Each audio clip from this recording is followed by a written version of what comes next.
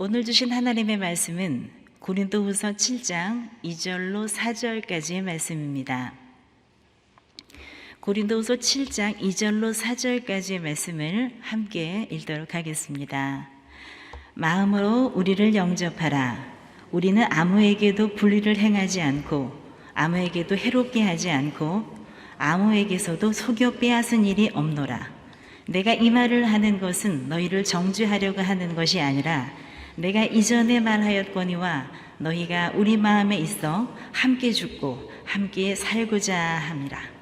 나는 너희를 향하여 담대한 것도 많고 너희를 위하여 자랑하는 것도 많으니 내가 우리의 모든 환난 가운데서도 위로가 가득하고 기쁨이 넘치는도다.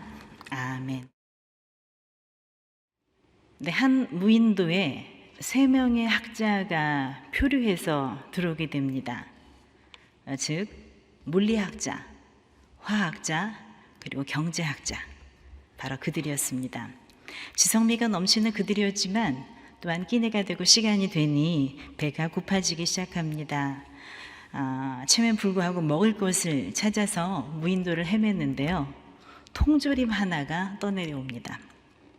너무나 반가운 마음에 건져들었는데 통조림 따개가 없네요. 자, 이때 물리학자가 말합니다. 돌로 내리쳐서 깡통을 깹시다. 자, 이때 화학자가 성급히 돌을 먼저 집어든 물리학자의 손을 물리치면서 얘기합니다. 불로 가열하면 열릴 겁니다. 이때 가만히 경청하던 경제학자가 긴 침묵을 깨고 이야기합니다. 지금 여기에 통조림 따개가 있다고 가정해 봅시다. 그날 밤 경제학자는 통조림을 먹었다고 가정하고 잠이 들었다고 합니다.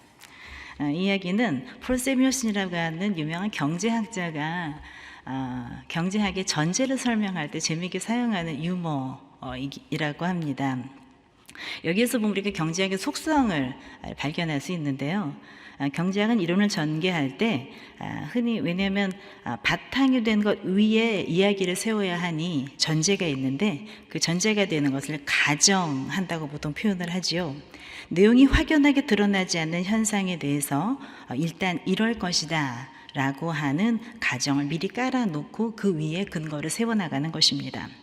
정통 경제학에서는 기본 가정이 경제 주체로서 인간은 합리적이다 라고 하는 가정에서 수많은 이야기의 가설들이 뻗어나가게 되어 있습니다. 인간의 경제활동은 소득의 수입 지출 분배, 그리고 여기 관련된 인간의 사회활동으로 알려져 있지요. 재화와 용역이라고 하는 것이 그 수단이 되고 금전적인 것이 결부된 사안이기 때문에 우리 대부분은 최고의 사고를 경제 관련돼서 한다고 알고 있습니다. 우리의 모든 가진 지혜와 기질을 다 발휘해야 되는 부분이 경제라고 알고 있는 것이죠. 그래서 가장 지성적인 활동이, 가장 이성을 가지고 하는 활동이 경제적인 활동이라고 우리가 짐작하고 그리 알고 있습니다만, 하지만 전통 경제학에서 얘기한 것처럼 인간은 그렇게 정말 합리적일까요? 합리적인 존재일까요? 이례적인 연구 결과가 일찍 있었습니다. 인간의 경제 활동을 결정하는 요인은 인간의 이성적 영역이 아니라 오히려 감정적 영역이다 라는 것이었습니다. 여기에 데니얼 카네만이라고 하는 유명한 학자가 늘 언급되는데요, 어려운 얘기 아닙니다.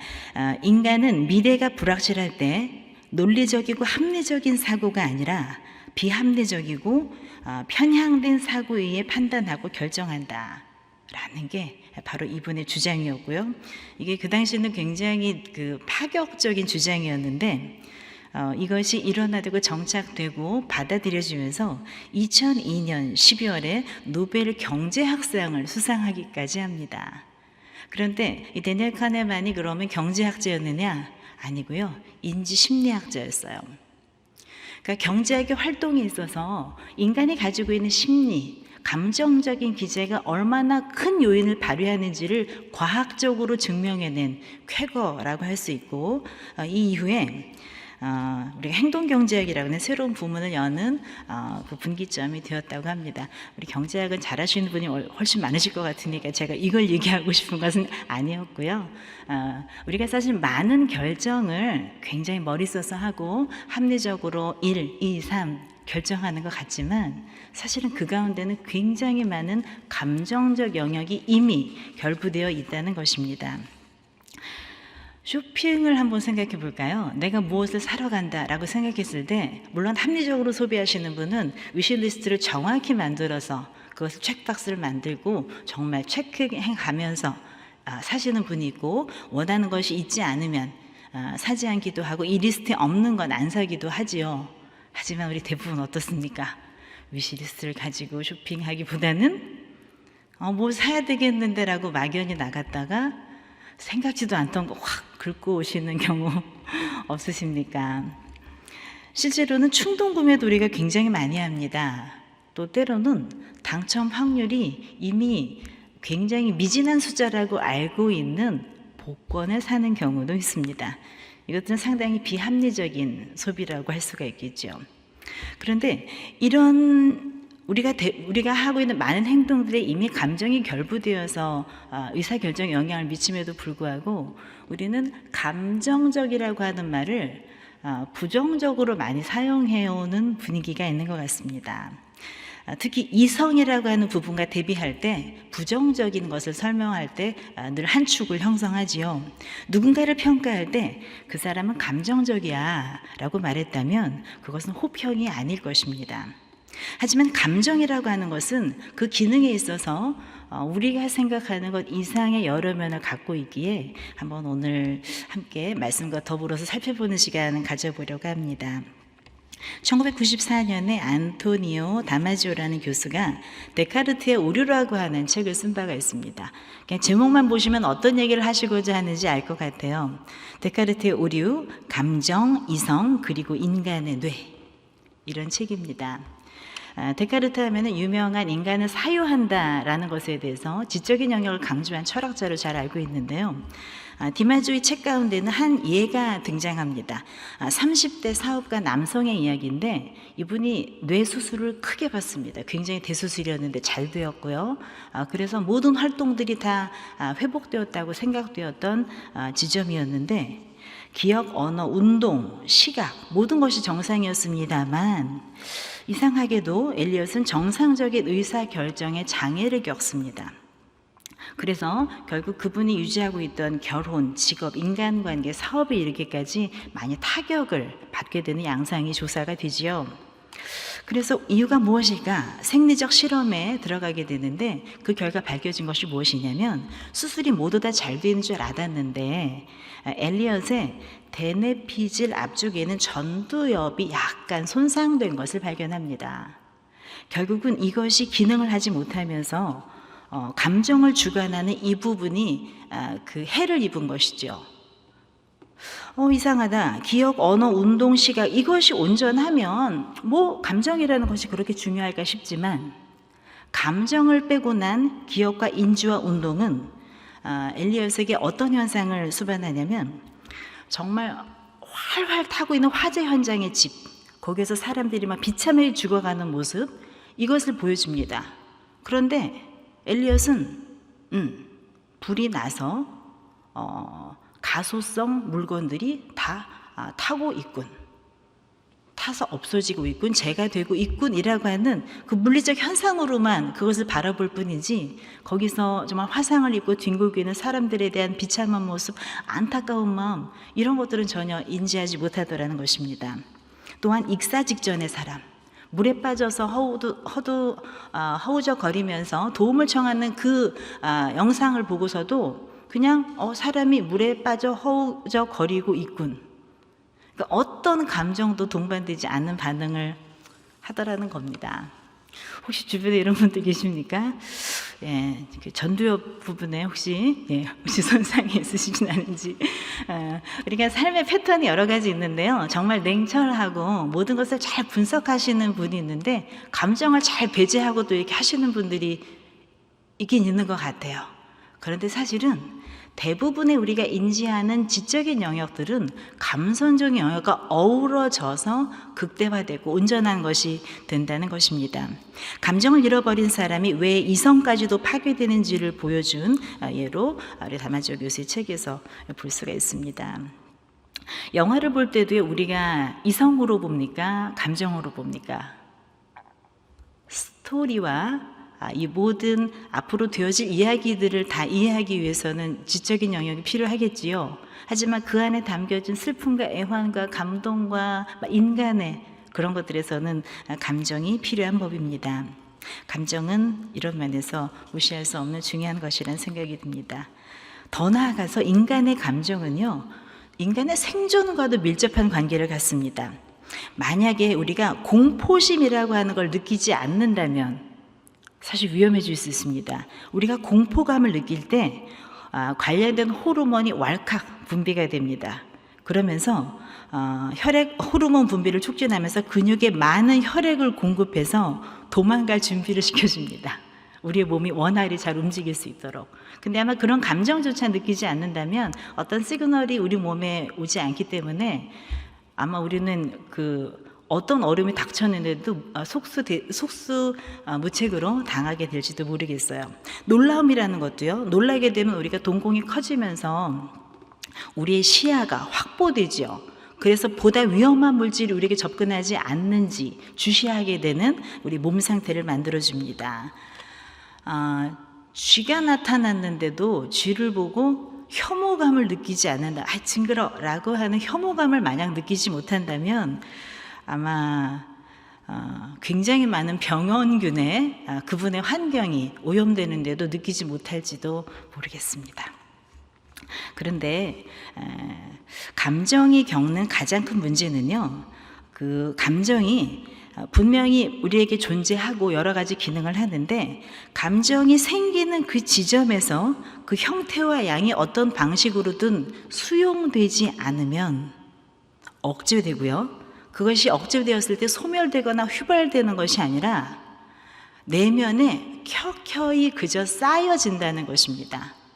그리고 우리 내면의 공간이 제한적이라면 켜켜이 쌓인 감정의 침전물들은 언젠가 포화 상태가 되어서 더 이상 이기지 못한 채 내가 의지적으로 아무리 누른다 해도 누를 수 없는 어떤 임계점에 도달했을 때 도저히 제어하기 힘든 방법으로 폭발한다는 것이죠. 혹시 주변에서 정말 조용히 묵묵히 아무 말씀 없으시고 정말 모든 것에 순응하시고 잘 사시는 줄만 알았는데 어느 순간 너무나 주변 분들이 놀라실도록 큰 화를 바라거나 고성을 바라거나 어떤 큰 사고나 액션을 취하는 그런 분을 가끔 뵙습니다.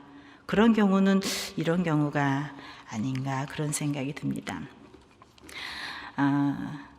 그래서 저는 감정과 더불어서 하나님께서 우리에게 주신 감정이라는 것은 너무도 자연스럽고 감사한 것이죠. 이것 자체를 부정하는 것은 사실 어울리지 않는 것 같습니다. 꼬마가 동생을 보았어요. 동생이 태어났습니다. 우리 3살 남자아이인데 여동생이 태어났어요. 그 전까지만 해도 집에서는 완전히 모든 집안의 태양계가 자기를 중심으로 돌아갔는데 이제 여동생이 생기고 나니 어린아이지만 뭐가 이상해진 걸 느낍니다. 아빠도 퇴근하자마자 자기에게만 달려왔는데 이제는 자기는 돌아보지도 않고 먼저 아기 침대에 있는 동생을 향해서 정말 요만한 것 하나씩 다 살피며 그저 웃으면서 아이를 반기고 살피고 자기는 뭐라고 그래도 들어주지 않는. 자, 그래서 그러다 보니까 이 동생이 예쁘지가 않아요. 내가 여태껏 경험하고 있던 사랑을 빼앗아간 강탈해간 인물로 존재를 보여지기 때문에 그래서 어른들이 보지 않을 때 이렇게 아이를 보고 있을 때 어른들이 보지 않으면 눈을 콕 찔러보고 싶은 그런 유혹을 느끼기도 하고 뭐 아기 우유병 있으면 획 한번 쳐보고 싶기도 하고 그것은 뭡니까?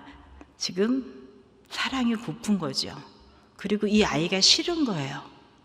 그런데 만약에 아이가 나 동생이 싫어 라는 표현을 만약 할 경우에 우리 보통 어떻게 얘기합니까? 부모님들은 오빠가 그러면 어떻게? 보통 그런 말로 이 상황을 설명을 한다고 생각하거든요.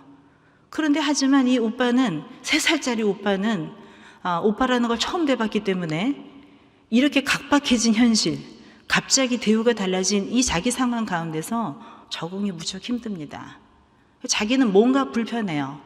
그리고 사랑을 원하는데 그 사랑이 거절됩니다.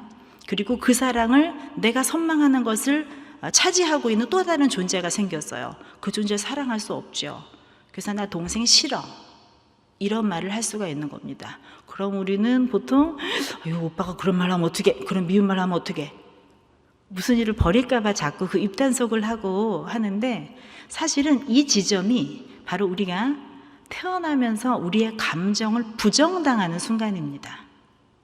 이 상황에서 어떤 오빠가 여동생을 좋아할 수 있겠어요? 감정은 감정 그대로입니다.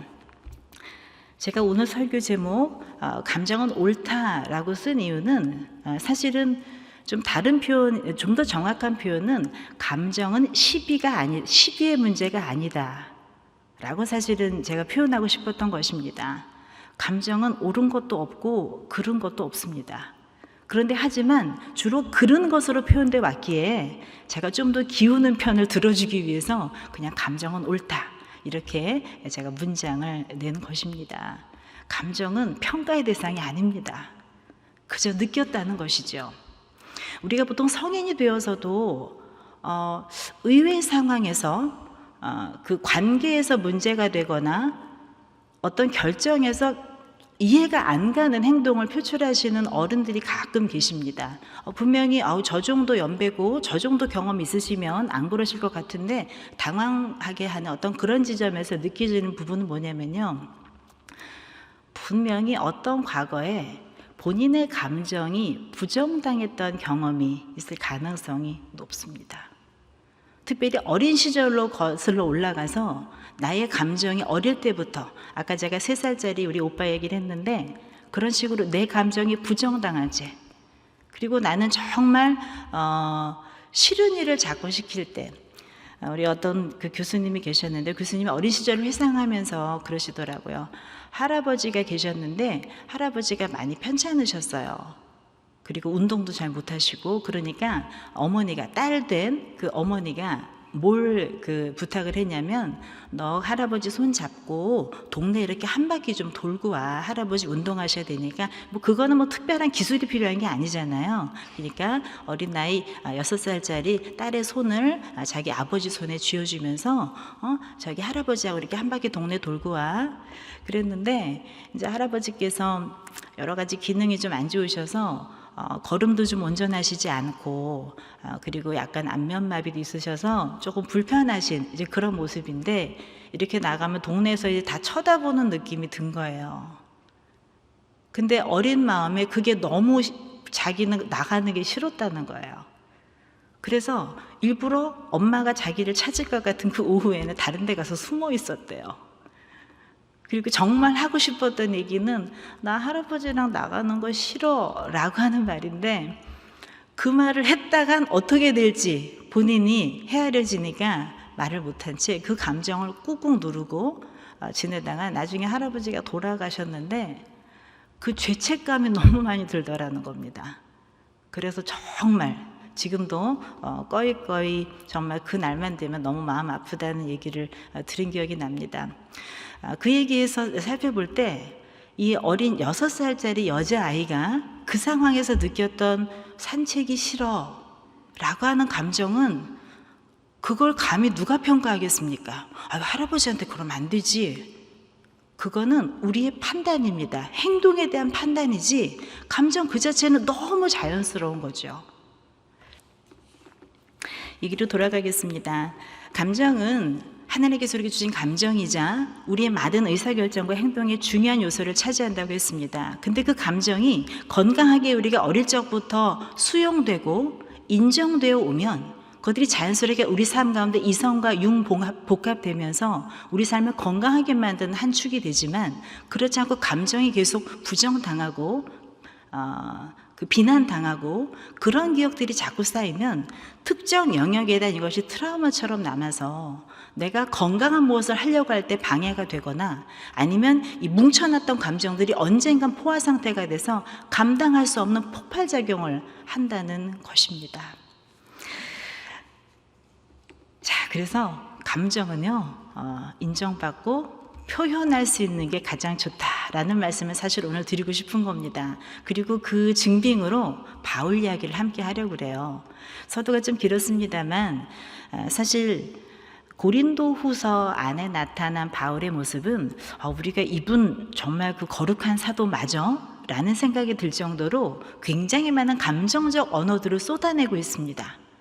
우리가 잘 아는 다메섹 도상에서 예수님 만나서 그날로 결심하고 그날로 선교자가 되었던 바로 그 씩씩한 바울의 모습은 많이 감춰져 있고요. 화난다, 근심한다, 탄식한다, 죽고 싶다, 울고 싶다, 낙심한다. 정말 많은 감정적인 언어들이 유난히 많은 것이 바울의 친서 7개 중에서도 유독 고린도 후서에 집중되어 있습니다. 배경을 좀 설명드릴게요. 고린도 후서라고 하는 것은 고린도 전서가 있다는 얘기겠지요. 고린도 전서 후서 모두 고린도 교회에 보낸 서신입니다.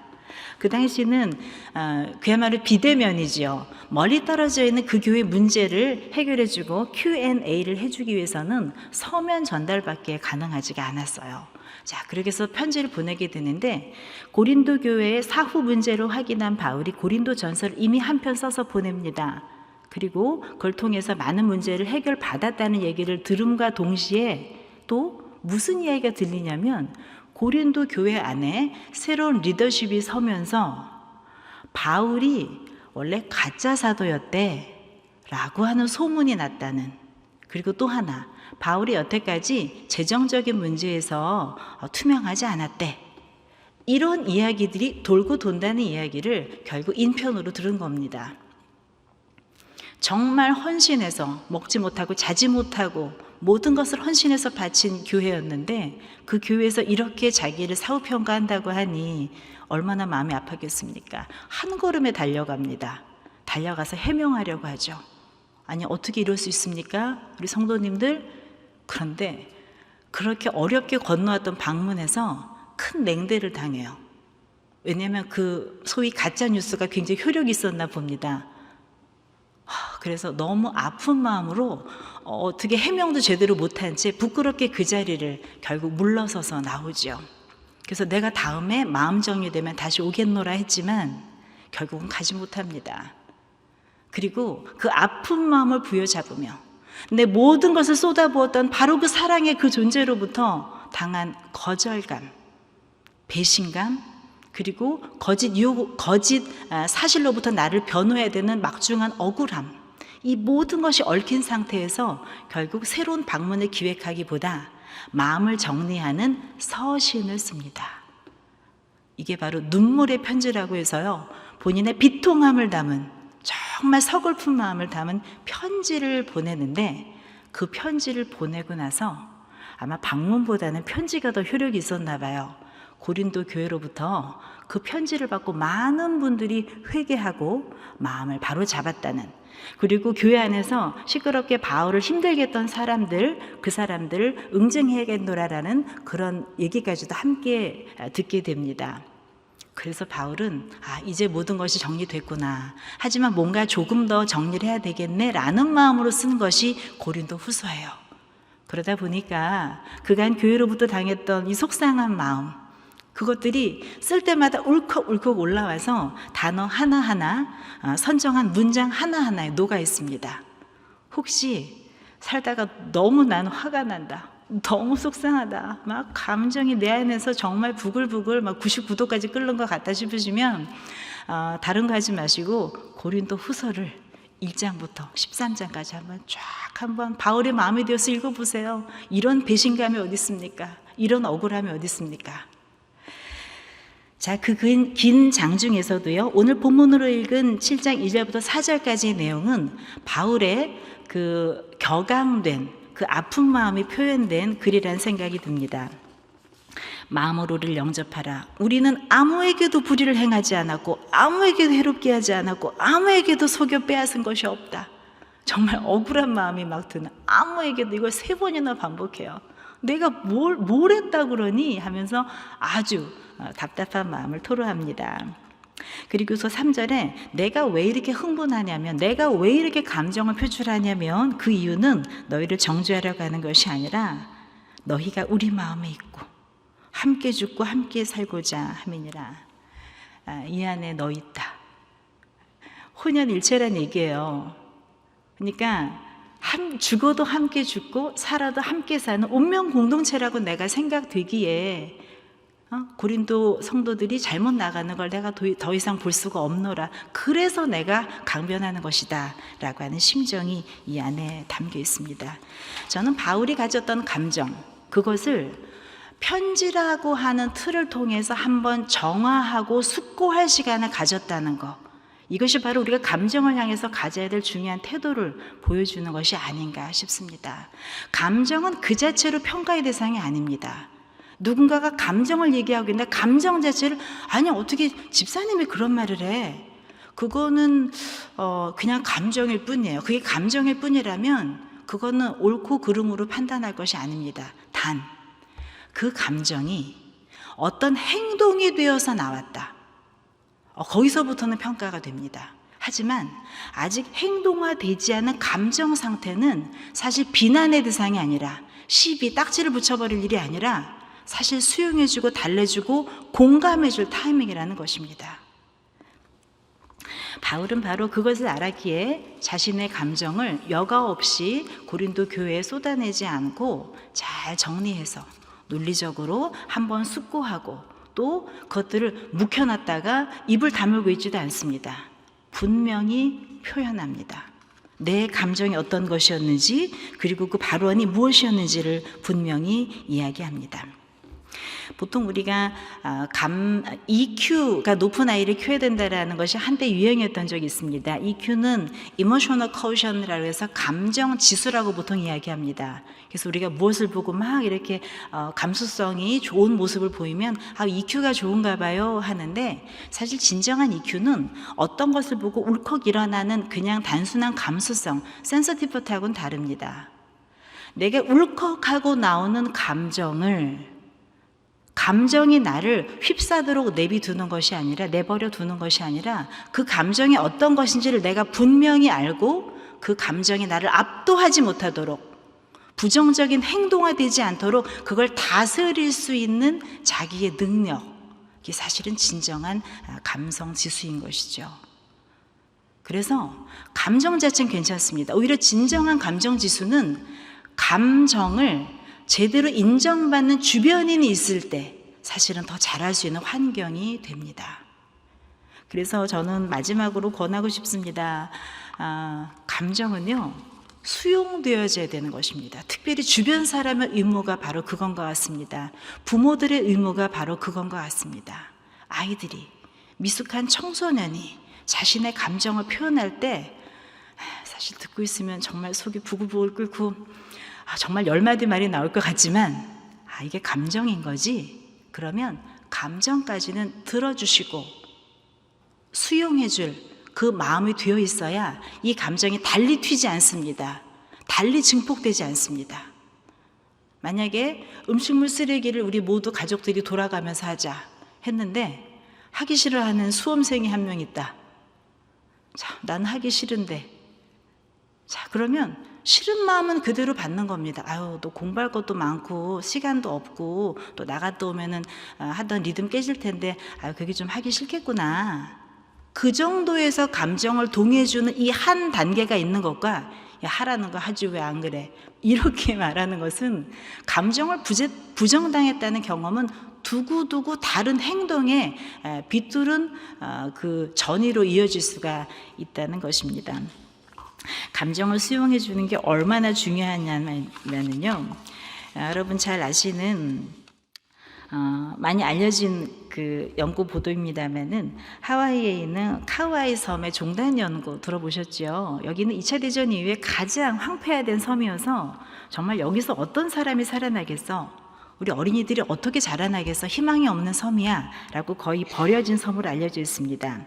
이 중에서도 1955년에 태어난 신생아, 55년이니까 정말 이 섬이 폭삭 망하고서 완전히 아무것도 없는 폐허가 된 바로 그때 막 태어난 신생아가 야, 이렇게 열악한 환경에 어떻게 자라날 수 있을까를 연구를 하는데요. 그걸 이 한 명 한 명을 다 추적해서 그 후보 군도 855명, 작지 않습니다. 한 명 한 명을 다 추적해서 마치 태깅을 달아서 어떻게 이 아이가 성장하는지를 다 추적해서 해마다 이렇게 연구하는 겁니다. 그걸 종단 연구라고 하는데 요즘같이 프라이버시가 강해진 세대는 도저히 가능하지 않은 사회학적 연구 방법이 되었어요. 아무튼 이 시절엔 이것이 시작이 되어서 결국은 연구 결과가 어떻게 됐냐면요. 그 중에서도 정말 상황이 너무나 열악한 고위험군 201명을 뽑아요. 그리고 예견합니다. 이 친구들은 정말 잘 자랄 수 있을까? 어떻게 사람 노릇을 할 수 있을까? 성인 노릇 잘 잘할 수 있을까? 라고 하는 의구심을 불러일으키면서 사실 조사를 했는데요. 이 중에 30%에 해당하는 73명의 아이들은 좋은 환경과 수준 높은 교육을 받으며 자란 아이들 못지않은 도덕적이고 성공적인 삶을 일구어냈다라는 결과가 나온 겁니다. 30%나. 참 이상하죠. 환경은 너무 열악했단 말이에요. 먹을 것도 교육의 기회도. 그런데 전혀 굴하지 않고 잘 자라준 30%의 새싹들이 있었습니다. 이유가 밝혀졌습니다. 고통과 시련을 이겨낸 이 아이들의 공통점은 바로 그 주변에 무조건적으로 그들을 이해해주고 받아주는 어른이 최소한 한 명 이상 있었다는 겁니다. 부모면 가장 좋겠지만 부모가 아니어도 괜찮았습니다. 조부모, 친척, 때로는 마을 사람이나 선생님이 그 역할을 해주었을 때 이 아이가 성장하면서 생기는 모든 감정과 불편한 마음들을 모두 무조건적으로 탓하지 않고 시비를 가리지 않고 받아주는 딱 한 사람 이상 있었을 때 이 친구는 반듯하게 자랐다는 겁니다.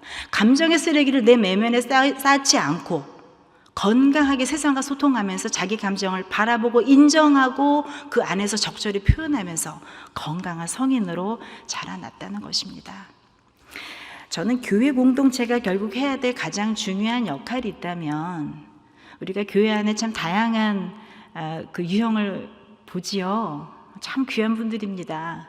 우리가 보기에는 어떠할지 모르지만 예수 그리스도께서 피값으로 주고 사신 정말 천하보다 귀한 생명 한 분 한 분이십니다.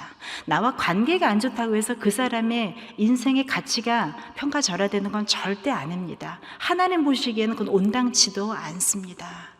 만약에 그분이 성인인데도 성인스럽지 않은 어떤 태도나 그런 것들로 뭔가 혼란이 생긴 거나 그런다면 그분 뒤에는 감정이 반겨지지 않고 방치된 분명한 과거가 있을 것입니다. 아니면 현재적으로 본인의 감정이나 상황이 받아들여지지 않는 가족이 있는지도 모르겠습니다.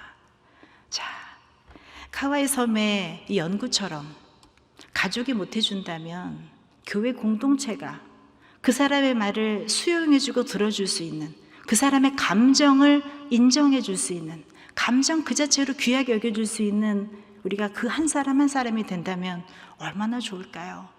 교회학교 교사분들도 계시지요. 우리 청년들을 지도하시는 분도 계시고 우리 대학 교수님도 계십니다. 자, 우리가 가르치는 것의 골몰에서 때로는 감정을 좀 그 하위 개념으로 우리가 조금 방치한 것은 아닌가 그런 생각이 듭니다.